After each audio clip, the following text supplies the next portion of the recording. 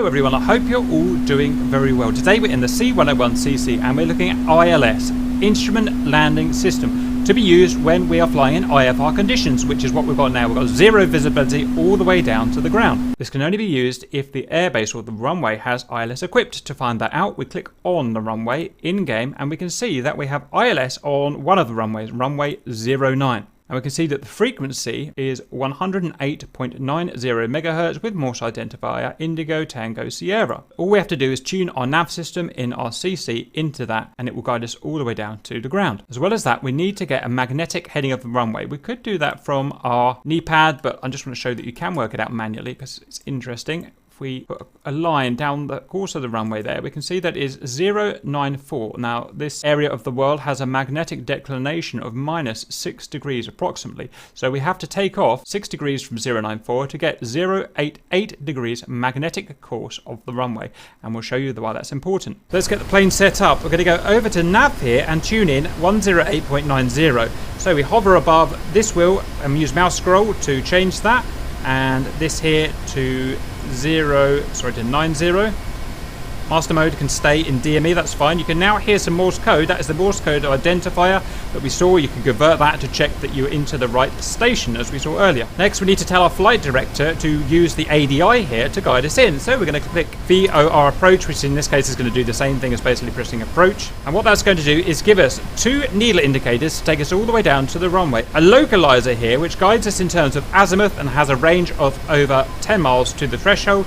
And a glide slope line here, which guides us in terms of elevation all the way down to the runway and has a range of about 6 or 7 miles depending on the runway. Also, we're going to be using our airspeed, our barometric altimeter, which is going to be zeroed in terms of QFE to the runway, and our vertical speed indicator. Next, we have to set the course to the runway radial, otherwise the localizer is going to be no use to us. So we hover above that there and mouse scroll wheel until on the HSI we get 088 as we calculated earlier. We now have a course of 088 set. Now, I should mention the ILS is only used from about 10 miles, so about the fixed point or the approach point, until we touch down to the runway. The rest of the approach, which is done from much further out, is going to be called a VOR approach, and we've done a separate video. What our VOR approach did is get our aircraft into a position where it's 10 miles off the threshold at the fixed point at 3,000 feet AGL. Now we're doing the last 10 miles via ILS. So from this point, we're just going to fly towards the runway on the localizer at 3,000 feet AGL until we intercept the glide slope. So we can see here, in terms of nav here, we have captured the localizer. That line there has been captured. That line is working. We have not captured here the glide slope. That is that line there. When we do, or if we do capture the glide slope by flying through its beam of radiation, this will change to captured. Then our glide slope is captured and we can use that information. So until then, we've just got to stick at 3,000 feet AGL. So let's get on with it, unpause. So let's get the VSI settled on 0 at 3,000 feet. We've gone a little bit above that, and let's follow the localizer line, which is the vertical up and down line. So I'm heads down, I'm just looking at that, and that.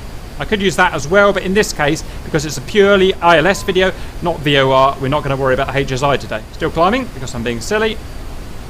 And stop. We've now captured the glide slope. You can see that has changed to capture, and this line is now an accurate glide slope. I've accidentally climbed. That was my fault, just from bad flying because I was talking too much. So now it's a case of following both lines, the localizer and the glide slope. We want to hold them exactly like that there, in a crosshair on our dot there. If we're doing that, we're doing a good job. In an ideal scenario, you could hold that all the way. If you're a good pilot, I am not a good pilot, so I'm just going to do my best. As well as that, we've got to think about our speed. So we've got to make sure that we start reducing speed now. Now, one problem with pure ILS is that we don't have distance. So we don't actually know how close we are to the runway. We would only have that if we are tuned into the VOR DME, which we did in the other video. So usually, realistically, you would also have the distance. But in this case, with pure ILS, we're going to do it without distance. We can roughly judge the distance by altitude, roughly about 3,000 feet AGL per 1 nautical mile from the end of the runway. Right, now here's where it gets a little bit difficult because obviously we've got zero visibility. Now, as well as using stick control, we've got to use trim, especially as we start to come off speed now. We want to make sure that we remain neutral trim in terms of pitch. So I'm doing most of my pitch command via trim, and that will reap its benefit later on. We're 2,000 feet AGL, so we're 2,000 divided by 300 miles out now, which is about 6 miles, 5 miles. So we're still capturing the glide slope and the localizer, so everything's still good and valid. Bit of up trim there. We're going to have to get on the brakes now because we're just way too fast. We're getting very close now. It's now essential to get slow. 1,500 feet, so whatever that is, about 5 miles, I think. But now, because we're slowing down, we need to start a little bit of pitch changing and up trim. Now we're going to go gear down.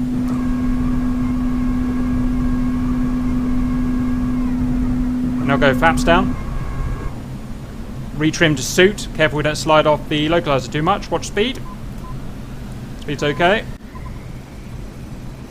Retrimming for neutral. Checking our distance to runway. It's 1,000 feet. That's 3 miles. Just over 3 miles. Breaking the clouds, but zero visibility. We're basically not going to see the runway until we hit it and or miss it. Okay, we've slipped off the localizer now. Got to be super careful now. Okay, too much to talk about. We've hit the outer beacon. It means we've gone over the outer beacon, which is about 2 miles away from the threshold, that there. And you can see we've got the beep blue light there signifying we've done that.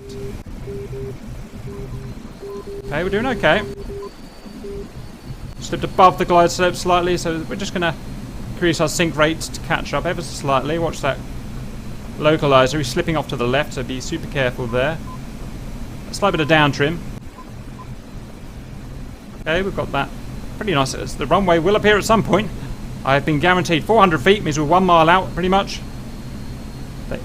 I've been assured there is a runway here somewhere. That's the inner marker. We're now 1 mile from the runway. And the glide slope is falling.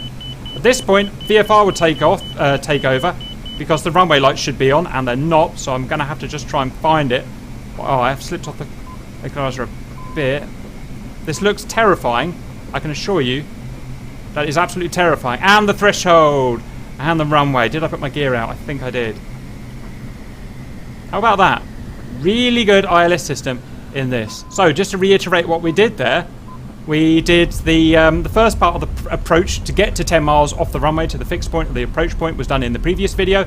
And the ILS, the last 10 miles, we're using the ILS standalone, which is what we did to get to this point. So use those two vids in conjunction. I hope that was useful, and see you later.